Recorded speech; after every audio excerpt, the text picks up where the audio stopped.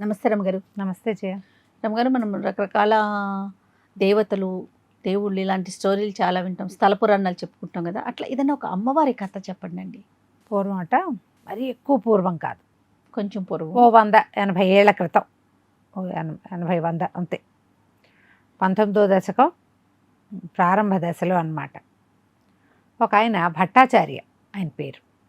ఈయన జ్యోతిష్యము, వాస్తు అలాంటివి క్షుణ్ణంగా చదువుకున్నాడు. కొంత ఉపాసన కూడా ఉంది. ఎక్కడైనా ఒక ఎనర్జీ ఉంటే అది ఆయనకి తెలుస్తుంది. మనం ముందు కూడా కొంతమందిని అట్లాంటి వాళ్ళని చూసేవాళ్ళం. ఇటీవల కాస్త తక్కువ ఉన్నారు, వాళ్ళు నిజం చెప్తారో ఏదైనా వేషం వేస్తారో తెలియదు మనకి. కానీ ఈ భట్టాచార్య గారు కొంత మితభాషి, అవసరమైన విషయం తప్పిస్తే మాట్లాడేవాడు కాదు. ఈ 19వ దశకం ప్రారంభ దశలో రేర్గా రైళ్ళు ఉన్నాయి, కానీ ఎక్కడికి వెళ్ళాలన్నా కాలినడకన వెళ్ళాలి. ఏవో ఎడ్ల బళ్ళో ఏవో ఆ ప్రాంతం నుంచి ఈ ప్రాంతంకి వెళ్తుంటే ఒంటెద్దు బళ్ళని, గుర్రబళ్ళని ఉండేవి. అవి కట్టించుకోవడం సొంతంగా అంటే ఏదో ధనవంతులకి కుదిరేది. మామూలు పాఠక జనము, మా బ్రాహ్మలు వీళ్ళంతా కూడా సంచారంగా ఇక్కడి నుంచి అక్కడికి తిరుగుతూ ఉండేవాళ్ళు. అయితే ఆయన ప్రయాణం ఎక్కడికి, మన ఏమంటారు దాన్ని, పూరీ వైపుకి ప్రయాణం చేస్తున్నాడు. పూరీ వెళ్ళాలని. ఆదిశంకర్లు ఎట్లా భారతదేశాన్ని చుట్టారో అట్లా ముందు పూరీ చూసి తర్వాత రామేశ్వరం వెళ్దామనుకున్నాడు. ఆయనకు ఒక 40 సంవత్సరాలు, 45 ఏళ్ళు అలా ఉంటాయి. సంసారం లేదు, ఉన్నది ఆయన వెంట పెట్టుకుని తిరగడనమాట. ఒక సంవత్సరం పాటు ఇట్లా దేశం అంతా తిరిగి వస్తానని ఇంటి దగ్గర చెప్పి కావాల్సిన ఏర్పాట్లు చేసి దేశం మీద పడ్డాడు ఆయన. ఈ పూరీ వెళ్ళాలంటే ఇంత ఇంచుమించుగా విజయనగరము అవన్నీ దాటి వెళ్ళొద్దు. మనం ఒరిస్సా వెళ్ళాలంటే విజయనగరము, మధ్యలో పలాస, ఈ ఊళ్ళన్నీ వెళ్ళాలి. ఈ విజయనగరానికి కొద్దిగా యువతల ఇంకా తెలుగు బాగా క్షుణ్ణంగా మాట్లాడుతున్న ప్రాంతమే ఒరిస్సా, ఒరియా యాస రాల. ఈ ప్రాంతాల్లో ఒక ఊర్లో ఆయన ఆగాడు. మామూలుగా ప్రయాణాల్లో ఏం చేసేవాళ్ళు, ఇదంతా నడుస్తూ రాత్రిపూట చీకటి పడేసరికల్లా ఏదో ఒక ఊరు చేరేవాళ్ళు. ఆ కాలంలో ఏంటంటే బ్రాహ్మలైతే బ్రాహ్మణ కుటుంబాలే ఎవరో ఒకళ్ళు రాత్రికి ఒక ముద్ద పెట్టి వాళ్ళకి పడుకోవటానికి ఆసరా చూపించేవాళ్ళు ఈ నడిచి వెళ్ళే వాళ్ళకి. సత్రాలు, ధర్మసత్రాలు అవి దాటిపోయినాయి. జమీందారులు ఉన్న వాళ్ళు కట్టినవి 1, 2 ఉండేవి. రాజులు పోయారుగా 19వ దశకం నాటికి. బ్రాహ్మణ కుటుంబాలే ఆసరా అయ్యేవి. లేదా ఏదైనా పల్లెల్లో అయితే ఈయన అయ్యగారని ఏమన్నా 1 కుండ 2 కుండలు అప్పచెప్పి ఆ అయ్యగారు ఈ పంచలో వండుకోండి, వాళ్ళు అన్నం వండుకుని అన్నం ఏదైనా తిని పడుకోవడానికి వీలుగా ఏర్పరిచేవాళ్ళు. కొంచెం పెద్ద ఊరైతే బ్రాహ్మణ అగ్రహారాలు ఏమైనా దొరికేవి. ఈయన ఒక సుమారైన ఊర్లో ఆగారు. ఆగితే ఏమైంది, ఇది ఈ బ్రాహ్మణ అగ్రహారంగా లేదు కానీ ఈ వీధంతా బ్రాహ్మలేనండి అని ఎవరో చెప్పారు. ఈయన పోయి ఆ ఊర్లో ఆ దారిలోకి ప్రవేశించి ఆ సందులోకి ఒక ఇంటి పాకితో కూర్చున్నాడు.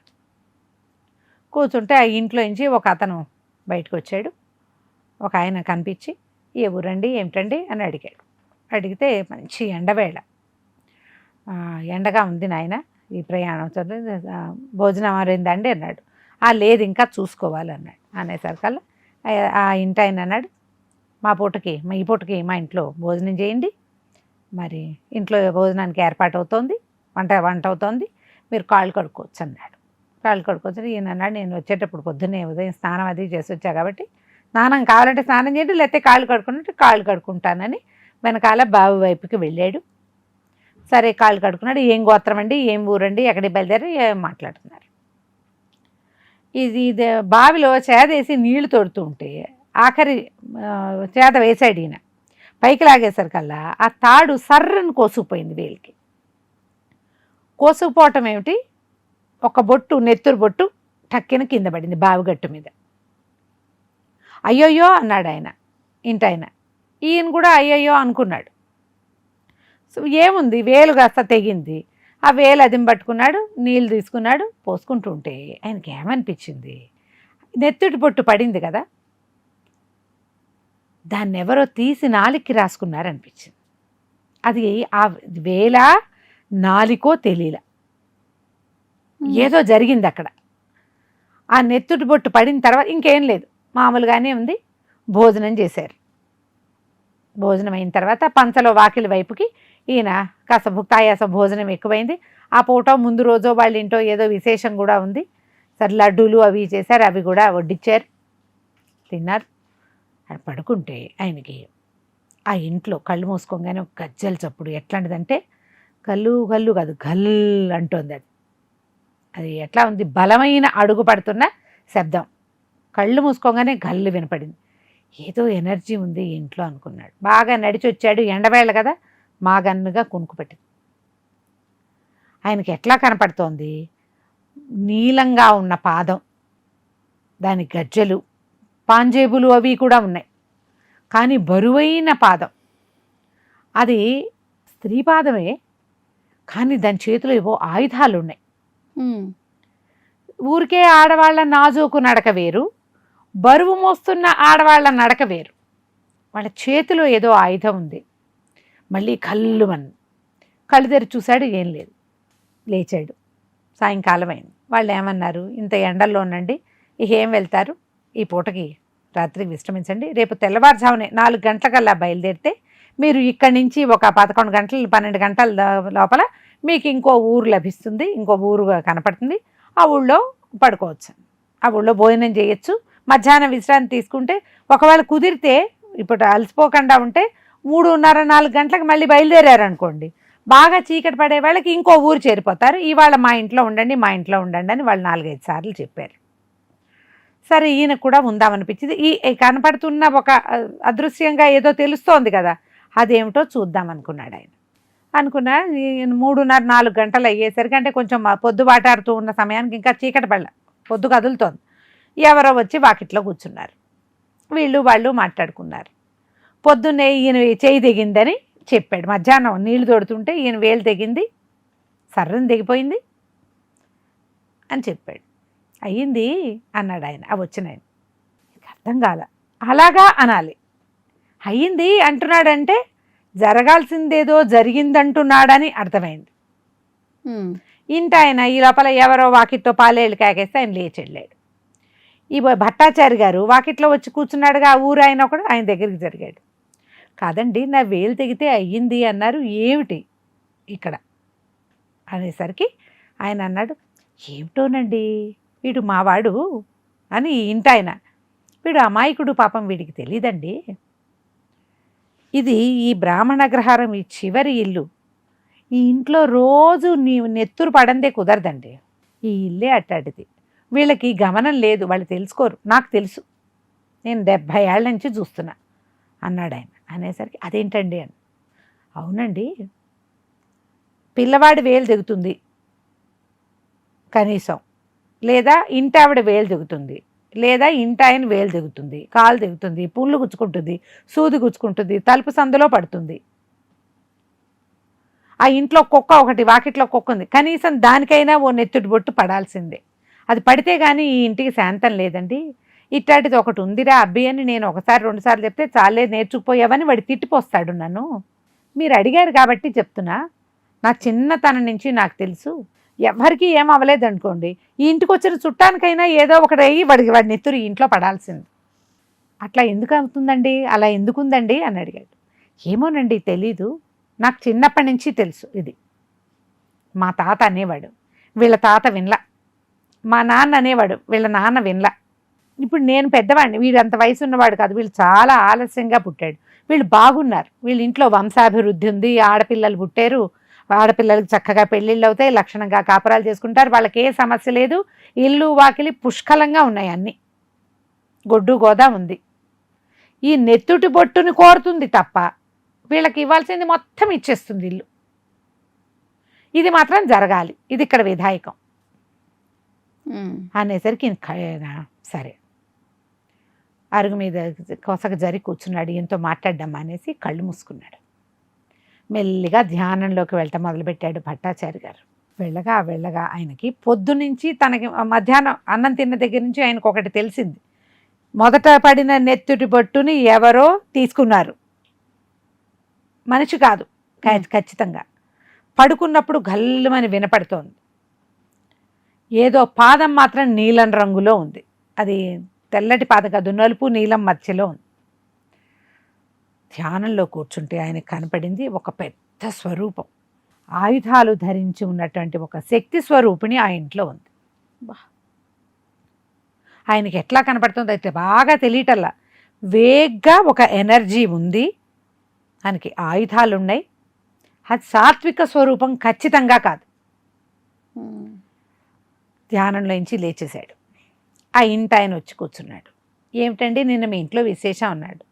నిన్న మేము లక్ష్మీ పూజ, అమ్మవారికి పూజ చేసుకున్నాము, నిన్న చాలా భక్ష్యాలు అవి చేసాం, అదే శనగపిండి లడ్డూకి తప్పులేదు కాబట్టి మీ విస్తట్లో వడ్డించింది మా శ్రీ భార్య అని చెప్పాడు. పూజ చేస్తారా మీరు? చేస్తామండి. ఏమేమి పూజలు చేస్తారు? ఆయన అన్ని పర్వదినాల వ్యవహారాలు చెప్పాడు.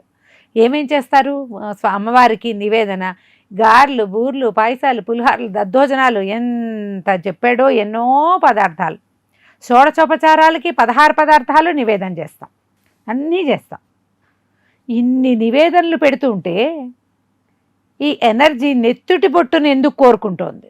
ఇన్ని పెడుతున్నాడు కదా, అవన్నీ పుచ్చుకుంటోంది. అవన్నీ మరి అమ్మవారికి ఆ ఇంట్లో ఉన్న గృహదేవతకే కదా మొదట నివేదన చేసేది. మనం ఒక దేవుణ్ణి పెట్టుకుంటామా, ఏవో 4 పటాలు పెడతారు, విగ్రహాలు పెడతారు, దేవతార్చన ఉంటుంది.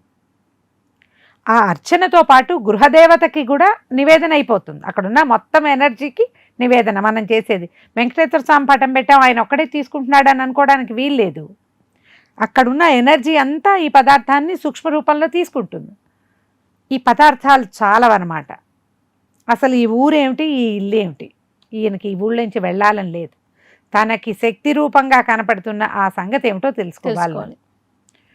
మీకు ఎన్నేళ్ళండి అన్నాడు. ఎప్పుడో 50 వస్తుందండి అని.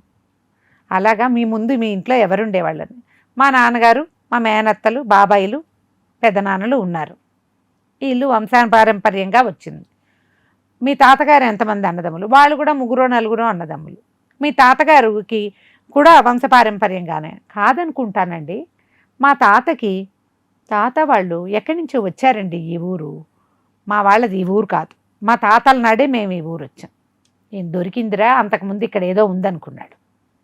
అక్కడి నుంచి మెల్లిగా పక్క ఇళ్ళ వాళ్ళ 4 చూసొస్తాను అని చెప్పి లేచి పక్క ఇల్లు, వెనకిల్లు 3-4 ఇళ్లలో చూశాడు. 100 ఏళ్ళు దాటిన ముదివగ్గులు ఎవరింట్లో ఉన్నారో చూసుకున్నాడు ఆయన. ఒక 100 సంవత్సరాల వయసున్న ఒక మామగారు, రుక్మిణమ్మ గారు ఒక ఇంట్లో ఉంది. ఆ రుక్మిణమ్మ గారు చూసేసరికి పెద్ద ఆవిడ, ముత్తైదు కాదు, భర్త లేరు. దండం పెట్టాడు. దండం పెట్టి నేను ఏదో ఇట్లా యాత్రలకు వెళ్తున్నా, వీళ్ళింటో దిగాను అని. అమ్మ వీళ్ళు ఈ ప్రాంతానికి రావటం మీకు తెలుసా ఇదే అంటే? ఆవిడ అన్నది, అంటే నాకు ఊహ వచ్చాకే, వాళ్ళు నా ఊహ రాకముందే వచ్చారు కానీ నాకు అప్పటి నుంచే తెలుసు అన్నది. అన్నాక ఈ ఇల్లు ఎవరిది ఏమిటి అని అడిగాడు. అడిగేసరికల్లా, అయ్యో ఇదంతా బ్రాహ్మలుండే వీధి కాదండి, ఇది ఒక రాజుగారి దారులు ఇవన్నీను.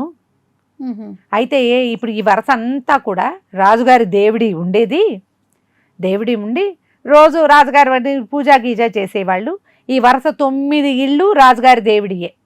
వాళ్ళు అంతా వెళ్ళిపోయాక వాళ్ళు తమతో పాటు ఉన్న బ్రాహ్మలకి ఇళ్ళు ఇచ్చారు. మేము ఒకళ్ళం చూసుకుని మా ముత్తాతల నాడే ఒక్కొక్కళ్ళు వచ్చాం. చివరి ఇల్లు మీరు దిగారు కదా, ఆ ఇల్లు వాళ్ళు చిట్ట చివరికి వచ్చారు. ఓహో, అట్లాగా అమ్మ. ఆ చిట్ట చివరి ఇది వరకు ఏ ప్రాంతంలో ఏముండేది అంటే, అక్కడ వీరలక్ష్మి అమ్మవారి దేవస్థానం ఉండేది. ఓహో, ఉన్నది. ఈ వీరలక్ష్మి అంటే ఇప్పుడు రాజుగారిదే కోట, దేవుడి అంటే పెద్ద జమీందారీ ప్రాంగణం అన్నమాట. దాంట్లో చిట్ట చివరికి ఈశాన్యానికి ఒక పెద్ద స్థలము, అందులో ఒక వీరలక్ష్మి అమ్మవారు.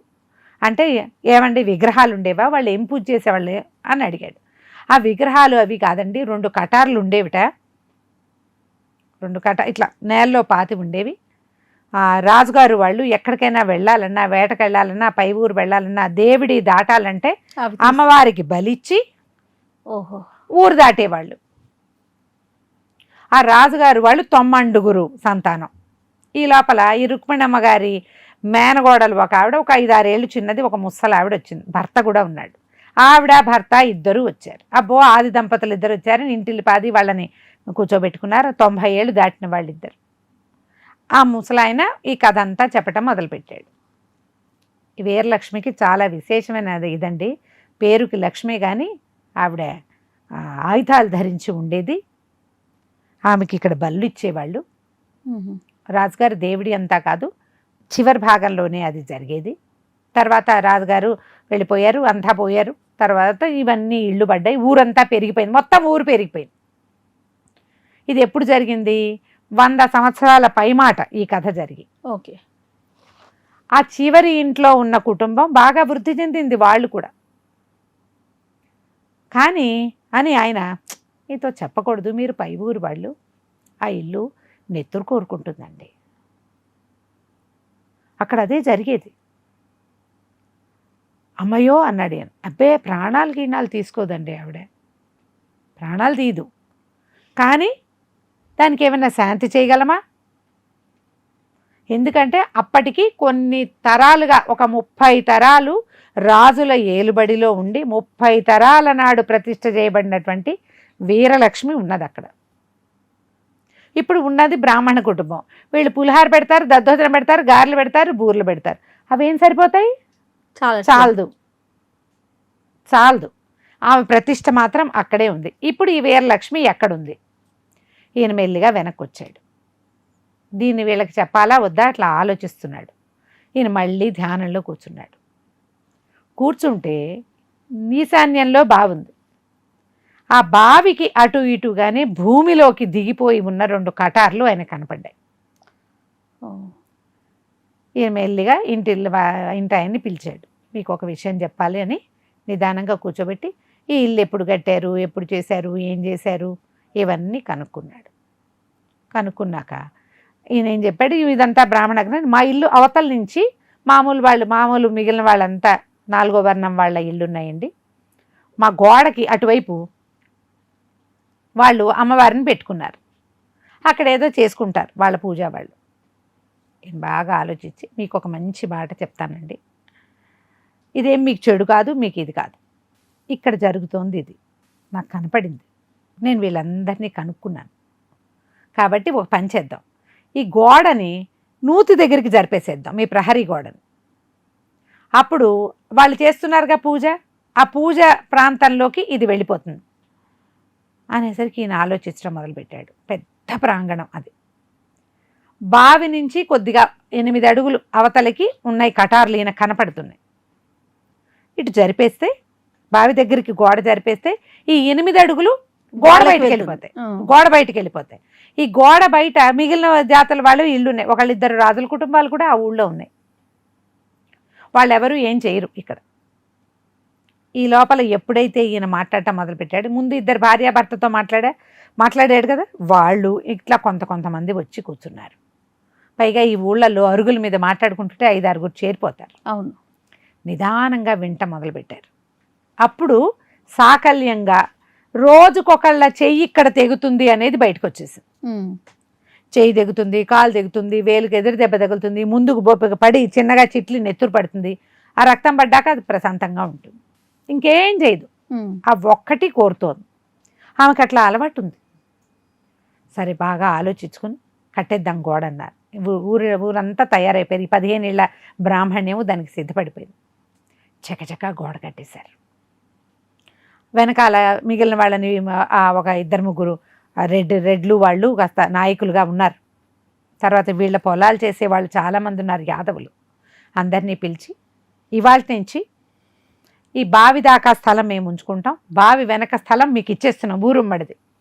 మీరు అమ్మకి పెట్టుకుంటారో ఏం పెట్టుకుంటారో, ఇక్కడ మామూలుగా గోడ అవతలే మీరు చేస్తున్నారు కదా, అవేవో ఇక్కడ చేసుకోండి అని చెప్పారు. ఇప్పుడు మామూలుగా ఉన్న స్థలానికి ఒక 8 అడుగుల వెడల్పు, బాగా ఒక 25-30 అడుగుల పొడుగు ఉన్న స్థలం అందుబాటులోకి వస్తే ఎవరికి మాత్రం వద్దు? అదే కదా. ఇది చాలా బాగుంది అనుకున్నారు. ఒక 3-4 రోజులు జరిగింది. గోడ కట్టే లోపల వీళ్ళు చూసుకుంటున్నారు. పనిచేసేవాడికి ఒకడికి వేలు తెగింది, ఒకడికి ముక్కులోంచి రక్తం వచ్చింది, ఒకడికి మొహం బొప్పి కట్టింది. కొడుతూ ఉంటే ఒక రాయి ఎగిరి మొహాన పడి చిన్నగా చిల్లు పడింది. 4 రోజులు ఒక్క చుక్క భూమి మీద పడుతూనే ఉంది. 5వ రోజుకి గోడ తయారైపోయిందా? ఎప్పుడైతే ఇంత స్థలం పెరిగింది కాబట్టి ఊళ్ళో వాళ్ళు అమ్మవారికి కొలుపులు చేసుకుందాం అనుకున్నారు. వాళ్ళకి అక్కడ అమ్మవారు ఎవరో ఉంది, మాచమ్మ లాంటి ఒక అమ్మవారు. మాచమ్మ అనే పేరుంది. అక్కడ ఒక వేప చెట్టు ఉంది. వీళ్ళు మామూలుగా వేప చెట్టుకి పసుపు రాసి బొట్టు పెట్టి చీర కడతారు. కట్టి అమ్మవారికి ఒక బలిస్తారు. వీళ్ళ ఇంట్లో లేదు ఆ స్థలం. వీళ్ళు కూడా గోడకి పునాదులు అవి కట్టి అక్కడ కొబ్బరికాయలు కొట్టి చేసేసారు. మొత్తం స్థలం బయటకు వచ్చేస్తుంది కదా. ఈ భట్టాచారి గారు ఏం చెప్పాడంటే, ఇంకొక 2 రోజులుండి నేను పూరి ప్రయాణాన్ని ముందుకు తీసుకెళ్తానంటే, ఆ ఊరు రాజుగారు ఒక ఆయన, మా దగ్గర సవారీ బండి ఉందండి, మీరు ఇంత ప్రయత్నం చేసి మీ బ్రాహ్మణ కుటుంబానికి ఇంత సహాయం చేశారు, సవారీ బండిలో మిమ్మల్ని నేను పూరి పంపిస్తాను, మీరు తిరిగి వచ్చేటప్పుడు మా బండి మా దగ్గర దిగవిడిచి మీరు ముందుకు వెళ్ళిపోదురు కానీ. ఇది చూడు ఎంత మంచిదే కదా, లేకపోతే ఆయన 15 రోజులైనా నడవాల్సి వచ్చేది. బండిలో ఒక మనిషి ఉంటాడు తోడు, ఒక కర్ర పట్టుకుని ఒకడు ఉంటాడు, మీకు బాగుంటుందంటే సరే ఒప్పుకున్నాడు. మర్నాడు పొద్దున గురువారం నాడు అక్కడ కొలుపులు చేయటానికి పెట్టుకున్నారు. తెల్లారింది, ఊళ్ళో అంతా రామ్డోళ్ళు అవి ఇవి మోగిస్తారు. ఇప్పుడు అమ్మవారి కొలుపులు చేసేటప్పుడు మనం చూస్తాం కదా జాతరలప్పుడు, రామ్డోళ్ళు మోగుతున్నాయి. ఒక గొర్రెని ఒక కోడిని తీసుకొచ్చారు. ఇంకా కొంతమంది బలి ఇవ్వడానికి, మరి అక్కడ పద్ధతి అది. ఎప్పుడైతే ఈ మాచమ్మ దగ్గర ఈ గొర్రెని కొట్టేసరికల్లా ఈ నెత్తురు ఎగిరి ఇట్లా ఎగిరి పడింది. జనం చూస్తూ ఉండగానే మట్టిలో ఇంచి 2 కటార్లు ఇట్లా పైకి వచ్చేసినాయి ఒక్కసారి, భూమిలో ఇంచి పైకి. ఆ గోడ నుంచి 8 అడుగులు యువతలకు ఉన్నాయి కదా, ఒక్కెత్తున వచ్చేసింది. ఇంకా వదిలిపెట్టారు స్థలం వాళ్ళు. ఈ పైకి రావటం ఏమిటి, వెంటనే ఈ రామ్డోళ్ళు మోగిన శబ్దానికి ఈ గొర్రె నెత్తురు పడేసరికల్లా ఆ 2 ఎట్లా కనపడుతున్నాయంటే, ఎంత పాతవో అప్పటికి 30 తరాల క్రితం పాతిపెట్టబడిన ఆ శక్తి అట్లా బయటకు వచ్చింది. జనం అంతా నిర్ఘాంతపోయారు. అక్కడి నుంచి కొంతమంది పరిగెత్తుకుంటూ వెళ్ళి ఈ బ్రాహ్మణ గొర్రెలు బలిచ్చేటప్పుడు వాళ్ళని ఎవరిని పిలుస్తారు, అయ్యగారు ఇక్కడ ఏదో కనపడుతున్నాయండి, 2 ఇట్లా నిలబెట్టి ఉన్నాయి, కటార్లలాగా ఉన్నాయంటే అందరూ పరిగెత్తుకుని వచ్చారు. వచ్చి యువతల నుంచుంటే ఈయనకి అక్కడ అవి 2 పాదాలుగా నీలంగా ఉన్న పాదాలు కనిపిస్తున్నాయి. ఆ పాదాలకి మువ్వలు, కిందకి పాంజేబులు, పైకి ఇట్లా బలంగా కట్టబడిన గజ్జెలు. ఆ కటార్ల మీద నుంచి పైకి నీలం రంగులో ఉన్నటువంటి ఒక శక్తి స్వరూపం. 4 ఆయుధాలే ధరించి ఉంది ఆవిడ. మామూలుగా ఇట్లా ఇలా 2 చేతులుండి వెనక 2 చేతుల్లో ఆయుధాలు ఉంటాయి సాధారణంగా, కాదు ఇవి 4 ఆయుధాలే. కింద చేతిలో ఒక కత్తి, ఈ చేతిలో ఆయుధం కాదు, ఎడం చేతిలో ఒక శిరస్సు, వెనకాల 2 ఆయుధాలు పాశాంకుశాలు ధరించి ఉన్న స్వరూపం ఆయనకు కనిపించింది. కనపడేసరికి అని తెలిసింది ఆయనకి, విపరీతమైన ఉద్రేకం వచ్చింది. వచ్చేసరికల్లా ఆయనకు వీళ్ళంతా కంగారు పడ్డారు. భట్టాచారి గారికి ఉద్రేకం వస్తుంది, పట్టుకోండి అన్నారు.